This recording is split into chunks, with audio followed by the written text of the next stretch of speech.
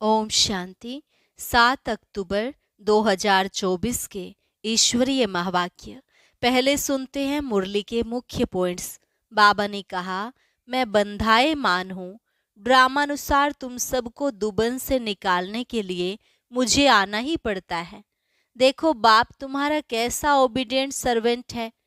तुम्हारे निमंत्रण पर इस पतित दुनिया में आ जाते हैं। सिवाय बाप के इस दुबन से और कोई निकाल न सके। फिर बाबा ने कहा, टाइम बहुत थोड़ा है, अभी तुम स्वर्ग में जा रहे हो, तो इस नर्क से बुद्धि योग निकाल देना चाहिए। दुनियावी बातों में समय नहीं गंवाओ, सिर्फ बाप को याद करो और स्वदर्शन चक्रधारी बनो। बाप जो सुनाते हैं उसे अच्छी रीति सुनकर फिर बहुत उगारना है, सिमरन भी करते रहना है। लास्ट में बाबा ने कहा, तुम बहुत अच्छे कारीगर हो। अभी याद की यात्रा से अपने लिए नई दुनिया स्वर्ग बना रहे हो। अनेक बार तुमने स्थापना की है, यह सब बुद्धि में याद रखना चाहिए और फिर एक दूसरे को यह बातें सुनानी भी चाहिए। बाप तुमको कितना सहज रास्ता बताते हैं। अगर स्वर्ग में ऊंच पद पाना है तो इन बातों को अच्छी रीति धारण करो।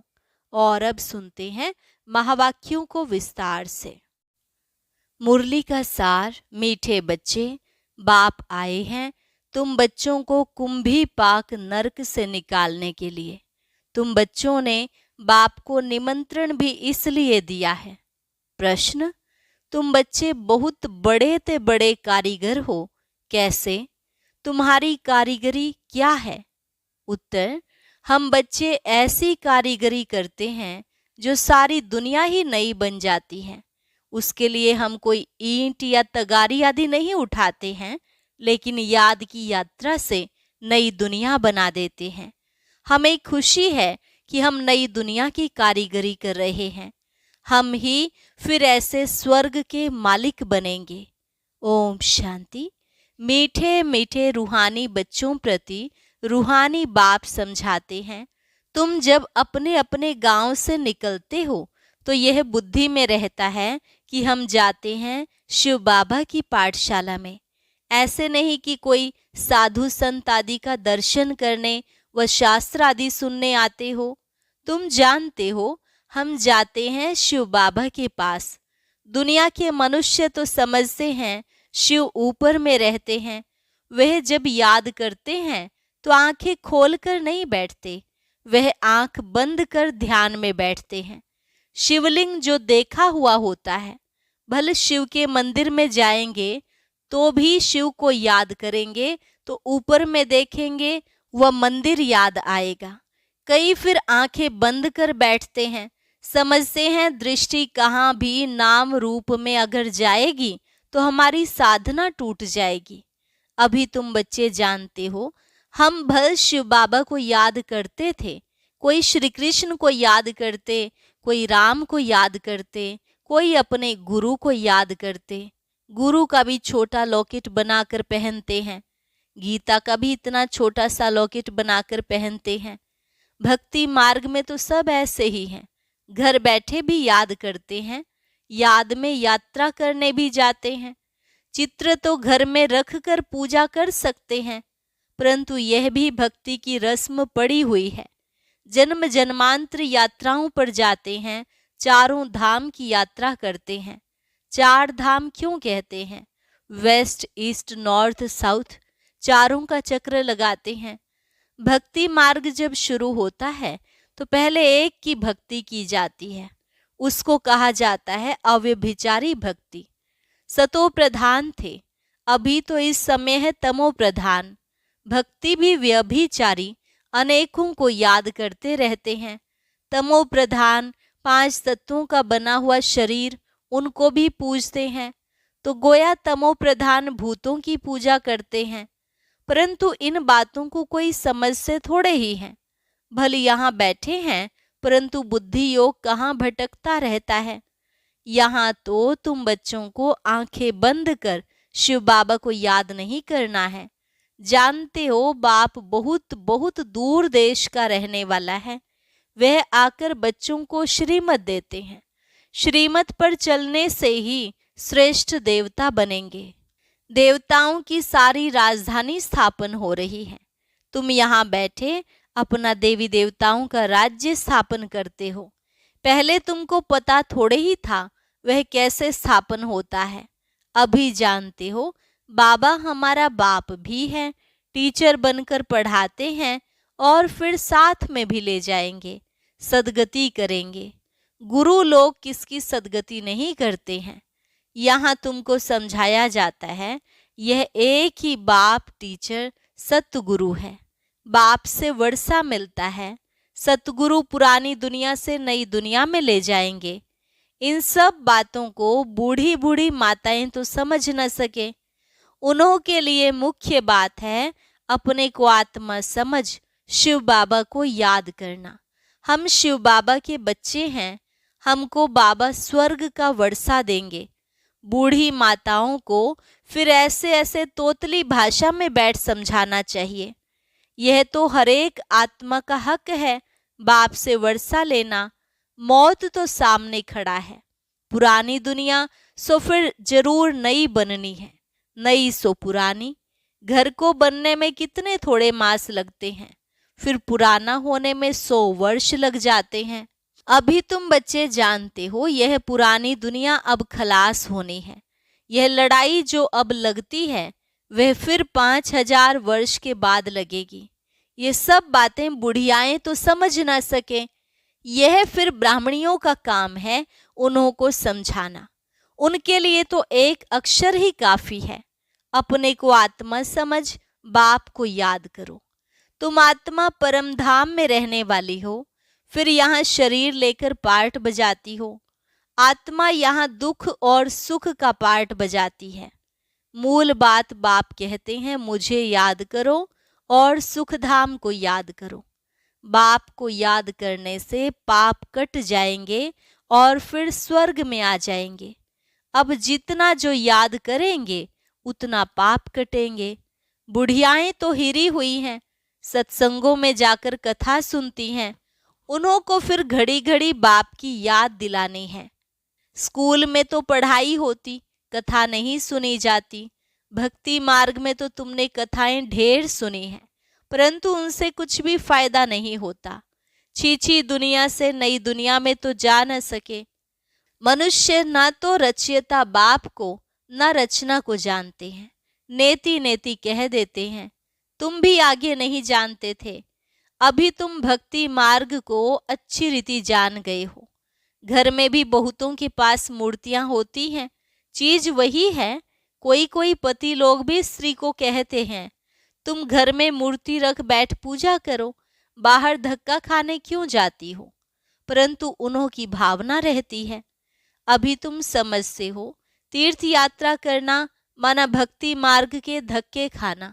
अनेक बार तुमने 84 के चक्र काटे। सतयुग त्रेता में तो कोई यात्रा नहीं होती, वहां कोई मंदिर आदि होता नहीं। यह यात्राएं आदि सब भक्ति मार्ग में ही होती हैं। ज्ञान मार्ग में यह सब कुछ होता नहीं। उनको कहा जाता है भक्ति। ज्ञान देने वाला तो एक के सिवाय दूसरा कोई है नहीं। ज्ञान से ही सदगति होती है। सदगति दाता एक ही बाप है। शिव बाबा को कोई श्री श्री नहीं कहते, उनको टाइटल की दरकार नहीं। यह तो बड़ाई करते हैं, उनको कहते ही हैं शिव बाबा। तुम बुलाते हो शिव बाबा, हम पतित बन गए हैं, हमको आकर पावन बनाओ। भक्ति मार्ग के दुबन में गले तक फंस पड़े हैं, फंस कर फिर चिल्लाते हैं। विषय वासना के दुबन में एकदम फंस पड़ते हैं। सीढ़ी नीचे उतरते उतरते फंस पड़ते हैं, कोई को भी पता नहीं पड़ता। तब कहते हैं बाबा हमको निकालो।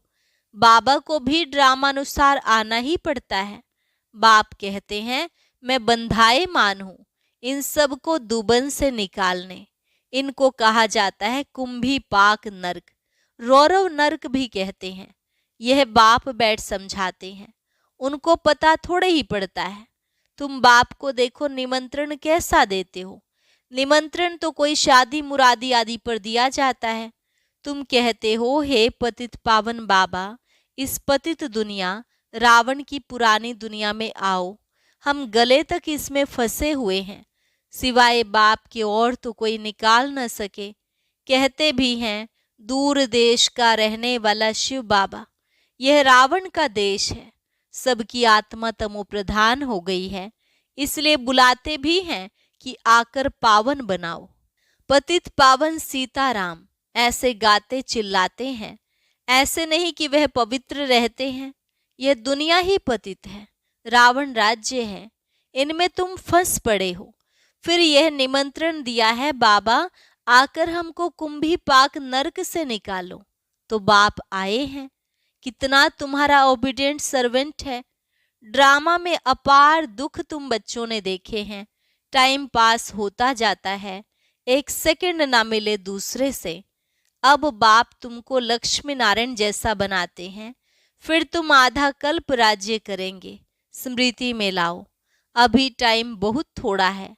मौत शुरू हो जाएगा तो मनुष्य वायरे हो जाएंगे, मूंझ जाएंगे। थोड़े समय में क्या हो जाएगा, कोई तो ठका सुनकर भी हार्ट फेल हो जाएंगे। मरेंगे ऐसे जो बात मत पूछो। देखो ढेर बूढ़ी माताएं आई हैं, बिचारी कुछ भी समझ न सके। जैसे तीर्थों पर जाते हैं ना, तो एक दो को देख तैयार हो पड़ते हैं, हम भी चलते हैं। अभी तुम जानते हो भक्ति मार्ग के तीर्थ यात्रा का अर्थ ही है नीचे उतरना, तमो प्रधान बनना। बड़े ते बड़ी यात्रा तुम्हारी यह है जो तुम पतित दुनिया से पावन दुनिया में जाते हो। तो इन बच्चियों को कुछ तो शिव बाबा की याद दिलाते रहो। शिव बाबा का नाम याद है, थोड़ा बहुत सुनती हैं तो स्वर्ग में आएंगी, यह फल जरूर मिलना है। बाकी पद तो है पढ़ाई से, उसमें बहुत फर्क पड़ जाता है। ऊंच ते ऊंच, फिर कम से कम, रात दिन का फर्क पड़ जाता है। कहाँ प्राइम मिनिस्टर, कहाँ नौकर चाकर। राजधानी में नंबरवार होते हैं, स्वर्ग में भी राजधानी होगी, परंतु वहां पाप आत्माएं गंदे विकारी नहीं होंगे। वह है ही निर्विकारी दुनिया। तुम कहेंगे हम यह लक्ष्मी नारायण जरूर बनेंगे। तुमको हाथ उठाते देख बुढ़िया आदि भी सब हाथ उठा देंगी, समझती कुछ नहीं है। फिर भी बाप के पास आई हैं तो स्वर्ग में तो जाएंगी, परंतु सब ऐसे थोड़े ही बनेंगी, प्रजा भी बनेंगी। बाप कहते हैं मैं गरीब निवाज हूं, तो बाबा गरीबों को देख खुश होते हैं। भले कितने भी बड़े ते बड़े साहूकार पद्मपति हैं, उनसे भी यह ऊंच पद पाएंगे 21 जन्मों के लिए। यह भी अच्छा है। बुढ़िया जब आती हैं तो बाप को खुशी होती है। फिर भी श्री कृष्णपुरी में तो जाएंगी ना। यह है रावणपुरी।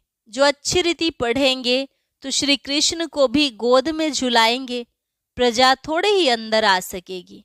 वह तो कभी करके दीदार करेगी, जैसे पोप दीदार करते हैं खिड़की से। लाखों आकर इकट्ठे होते हैं दर्शन करने, परंतु उनका हम क्या दीदार करेंगे। एवर पावन तो एक ही बाप है जो तुमको आकर पावन बनाते हैं, सारे विश्व को सतो प्रधान बनाते हैं। यहाँ यह 5 भूत रहेंगे नहीं, 5 तत्व भी सतो प्रधान बन जाते हैं, तुम्हारे गुलाम बन जाते हैं। कभी भी ऐसी गर्मी नहीं होगी जो नुकसान हो जाए।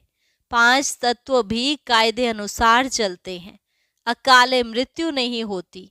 अभी तुम स्वर्ग में चलते हो तो नरक से बुद्धि योग निकाल लेना चाहिए। जैसे नया मकान बनाते हैं तो पुराने से बुद्धि हट जाती है, बुद्धि नए में चली जाती है।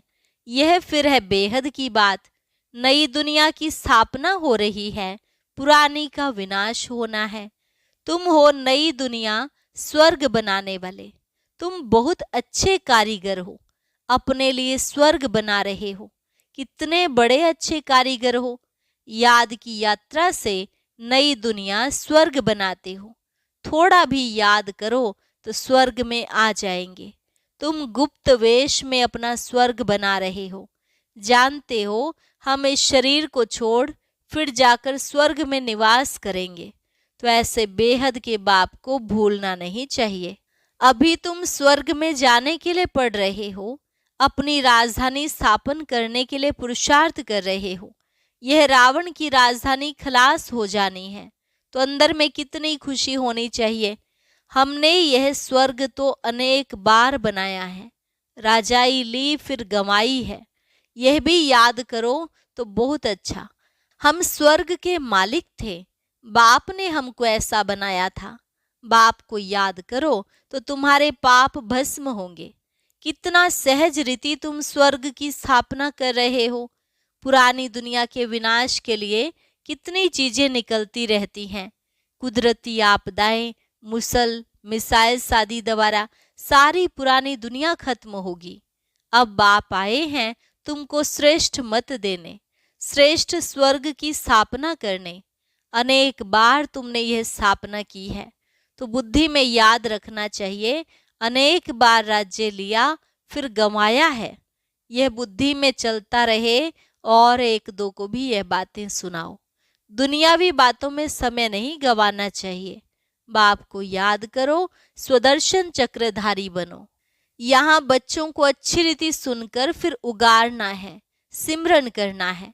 बाबा ने क्या सुनाया? शिव बाबा और वर्षे को तो जरूर याद करना चाहिए। बाप हथेली पर बहिस ले आए हैं, पवित्र भी बनना है। पवित्र नहीं बनेंगे तो सजा खानी पड़ेगी, पद भी बहुत छोटा पालेंगे। स्वर्ग में उच्च पद पाना है तो अच्छी रीति धारणा करो। बाप रास्ता तो बहुत सहज बताते हैं। अच्छा, मीठे मीठे सिकिलधे बच्चों प्रति माता पिता बाप दादा का याद प्यार और गुड मॉर्निंग। रूहानी बाप की रूहानी बच्चों को नमस्ते। रूहानी बच्चों की रूहानी बाप दादा को नमस्ते नमस्ते, गुड मॉर्निंग। धारणा के लिए मुख्य सार। पहली पॉइंट, बाप जो सुनाते हैं उसे अच्छी तरह सुनकर फिर उगारना है। दुनियावी बातों में अपना समय नहीं गंवाना है। बाप की याद में आंखें बंद करके नहीं बैठना है। श्री कृष्ण की राजधानी में आने के लिए पढ़ाई अच्छी रीति पढ़नी है। वरदान, मन बुद्धि को झमेलों से किनारे कर मिलन मेला मनाने वाले झमेला मुक्त भव। मन बुद्धि को झमेलों से किनारे कर मिलन मेला मनाने वाले झमेला मुक्त भव। कई बच्चे सोचते हैं यह झमेला पूरा होगा तो हमारी अवस्था व सेवा अच्छी हो जाएगी, लेकिन झमेले पहाड़ के समान हैं, पहाड़ नहीं हटेगा। लेकिन जहाँ झमेला हो वहाँ अपने मन बुद्धि को किनारे कर लो, या उड़ती कला से झमेले के पहाड़ के भी ऊपर चले जाओ तो पहाड़ भी आपको सहज अनुभव होगा। झमेलों की दुनिया में झमेले तो आएंगे ही, आप मुक्त रहो तो मिलन मेला मना सकेंगे। स्लोगन, इस बेहद नाटक में हीरो पार्ट बजाने वाले ही हीरो पार्ट धारी हैं। इस बेहद नाटक में हीरो पार्ट बजाने वाले ही हीरो पार्ट धारी हैं। अच्छा, ओम शांति। अब सुनते हैं आज की अव्यक्त मुरली। इसके लिए ऊपर दिए गए बॉक्स पर क्लिक करें।